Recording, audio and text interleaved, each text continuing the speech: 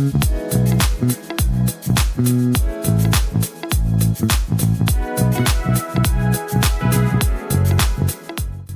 to AspireUP's podcast series. My name is Arvind and I'll be your host. And together with me, I have Madriana Zay. Hello. Today, we are here to bring you our podcast series. The focus is creating a wow service experience, a workshop story. The aim of this podcast is to empower, elevate, and inspire a shared dialogue and insight for your benefit. So, Madriana Zay, how have you been doing? I've been good. A bit busy. Fantastic. Good to hear that. Good to hear that.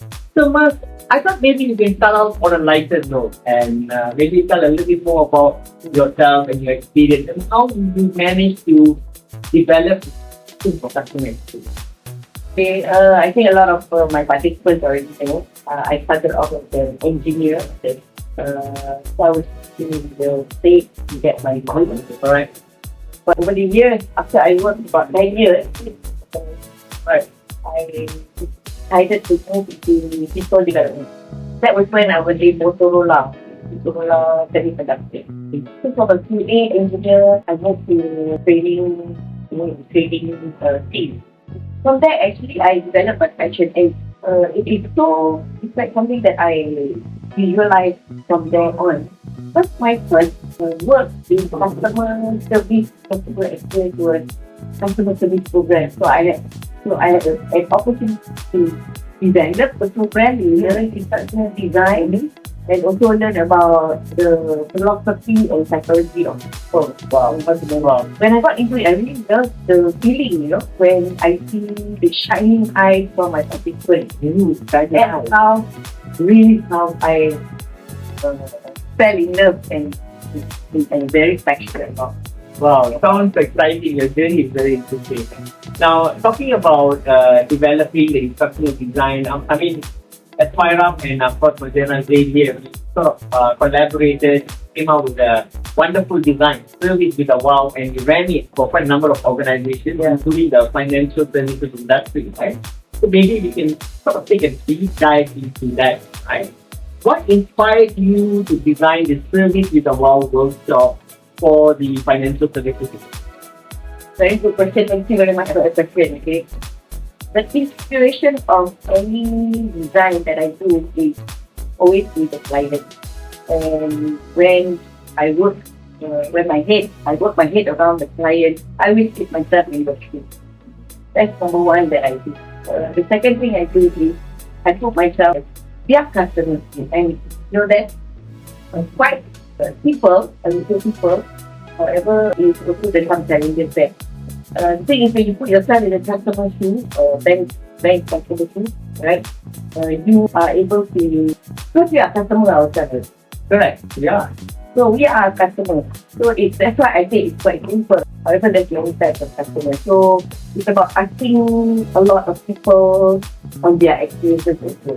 So basically, in a nutshell, I get to see how the customers think by asking around or interviewing or just have a chat with customers, banking customers, for example, financial institutions, how they feel, and also from the perspective of the customer. Right. So, put it together. Yeah, that's interesting because it appears that we do some elements of design thinking in play, where we start by empathizing with the customers, but in this case, not just the client themselves, in this case, it's the bank or the insurance society that we work with, but also their customers and their variety of their businesses.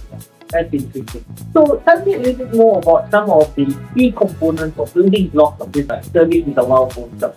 So for the service with the wow workshop, as I mentioned, the two things that I do first, so this is before we actually design it, is to look at the audience that I'm going to have. And the audience background is super important so that we know how to craft out our workshop and how we can craft out the experience that they're going to have.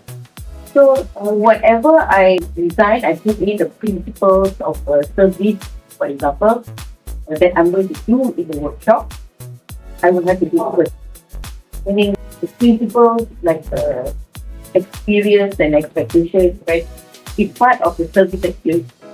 That is part of the thinking process that I put in the design. So what experience am I going to have my participants have? You know, what are their expectations? If you as much as possible, if you reduce the gap. Definitely. So, as we understand it in the design stage, when we ran this workshop successfully for this organization, we had 4 parts, right? In the first part where we focused on the service mindset, and then the second part we literally went into no matter how good your service is, there's always bound to be recovery process. You know, how you bounce back. Service recovery, which was part 2. And part 3, we actually sort of went deeper into the service probing. And of course, last but not the least, was one of the most challenging ones that we designed together, which is about service for vulnerable consumers. So tell me a little bit more of the mindset element of it. Maybe we can take a deep dive. So, another approach that I always first it goes back to my 15% of how I develop the design. So first thing first, as we talk about customer service, right? It is done by people.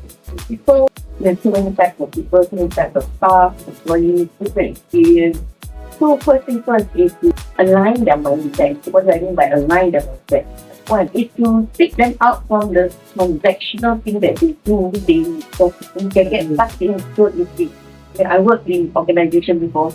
When you're in that organization, sometimes you get stuck in a lot of transactional matters that forgot.